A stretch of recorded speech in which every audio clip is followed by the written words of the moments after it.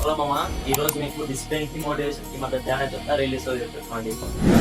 Like ఇప్పుడు example గా అర్జునుడు తీసుకున్నాం. కురుక్షేత్రంలో అర్జునుడు వైపు ధర్మం ఉంది కాబట్టి కృష్ణుడు అర్జునుడి వైపు నిలబడి ధర్మం గెలవాలంటే అర్జునుడికి గెలవాలి. అర్జునుడు యుద్ధభూమిలో తన మిత్రులను చూసి తన గురువును చూసి 2-3 సార్లు ఆగిపోయాడు యుద్ధంలో. అర్జునుడు ఆగిపోయిన ఆ సిచ్యువేషన్ లో ధర్మం గెలవాలంటే అర్జునుడు గెలవాలంటే motivation. The best motivator in the world కృష్ణుడు.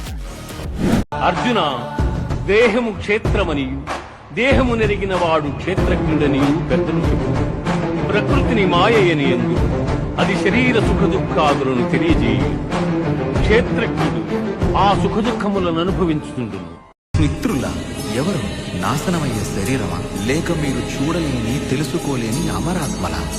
పార్థ, ఇక్కడెవరు మిత్రులు కారు, శత్రువులు కారు.